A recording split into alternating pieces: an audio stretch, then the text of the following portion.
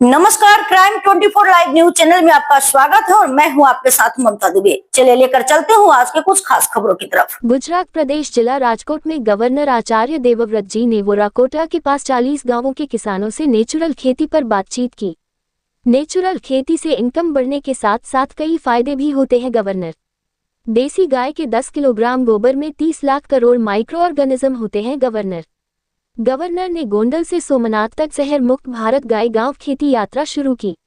राजकोट तारीख 26 दिसंबर। गवर्नर श्री आचार्य देवव्रत जी ने आज गोंडल तालुका के वोराकोटा गांव के पास गिर गौ जतन संस्थान में 40 गांवों के किसानों से बातचीत की, जिसमें उन्होंने नेचुरल खेती का महत्व समझाया और जहर मुक्त खेती अपनाने की अपील की। इसके साथ ही गवर्नर ने गोंडल से सोमनाथ तक केमिकल मुक्त भारत गाय गांव खेती यात्रा को भी हरी झंडी दिखाई।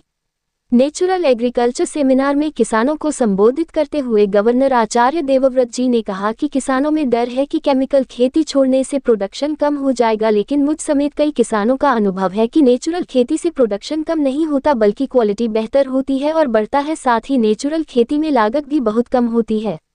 आज सुबह लुनीवाव गांव में नेचुरल फार्म के दौरे का जिक्र करते हुए गवर्नर ने कहा कि नेचुरल तरीकों से की गई खेती में 1 बीघा में 20 से 22 मन चना पैदा होता है और यह पोषक तत्वों से भी भरपूर होता है। लुनीवाव में एक किसान एक गाय के साथ 16 बीघा जमीन में नेचुरल खेती करता है। उन्होंने केमिकल खाद और पेस्टिसाइड के इस्तेमाल से बंजर और पथरीली होती जमीन का उदाहरण भी दिया। इसके साथ ही उन्होंने कहा कि जहरीली खाद से उगाए गए अनाज खाने से शरीर में कैंसर जैसी गंभीर बीमारियां होती हैं। ये जहर अब ग्राउंड वाटर में भी मिलने लगा है और कई जगहों पर यह पीने लायक नहीं रहा। ICAR की एक रिसर्च में पता चला है कि गेहूं और चावल में 45% न्यूट्रिएंट्स नहीं बचते हैं। ऐसे अनाज पेट तो भर देते हैं लेकिन न्यूट्रिशन नहीं देते। नेचुरल एग्रीकल्चर का महत्व बताते हुए गवर्नर ने कहा कि यह माइक्रो ऑर्गेनिज्म से की जाने वाली खेती है। 30 दिन के गाय के गोबर से 30 एकड़ जमीन के लिए खाद बनाई जा सकती है। 1 ग्राम गाय के गोबर में 300 करोड़ माइक्रो ऑर्गेनिज्म होते हैं, जबकि 10 किलोग्राम गाय के गोबर में 30 लाख करोड़ माइक्रो ऑर्गेनिज्म होते हैं। उसके बाद उसमें गुड़ और बेसन मिलाकर इन माइक्रो ऑर्गेनिज्म की संख्या अनगिनत हो जाती है और इसे खेत में स्प्रे करने से मिट्टी की फर्टिलिटी बढ़ती है। उन्होंने कहा कि प्रधानमंत्री नरेंद्र भाई मोदी ने नेचुरल एग्रीकल्चर को बढ़ावा देने के लिए नेशनल नेचुरल मिशन शुरू किया है। आज राज्य में करीब 8 लाख किसानों ने नेचुरल एग्रीकल्चर को अपनाया है।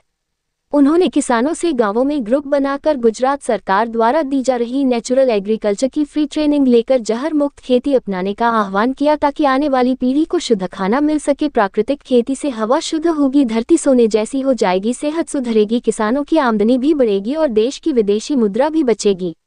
इस मौके पर उन्होंने किसानों को प्राकृतिक खेती अपनाने की शपथ दिलाई। साथ ही राज्यपाल ने कृषि सखी, किसान मित्र और आत्मा के स्टाफ को प्राकृतिक खेती को एक मिशन के तौर पर अपनाने और इसे आगे बढ़ाने के लिए प्रोत्साहित किया। इस कार्यक्रम में जिला कलेक्टर डॉक्टर ओम प्रकाश ने अपने स्वागत भाषण में कहा कि प्राकृतिक खेती के इस यज्ञ में जिला प्रशासन हमेशा किसानों के साथ खड़ा है। कार्यक्रम के अंत में गिरगो जतन संस्थान के रमेश भाई रूपारेलिया ने धन्यवाद प्रस्ताव रखा।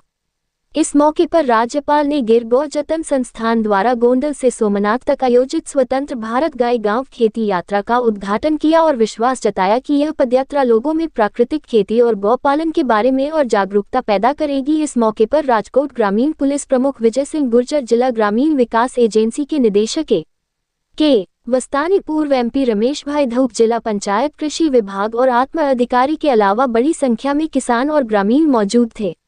रिपोर्टिंग सह संपादक विंध्याचल ओझा।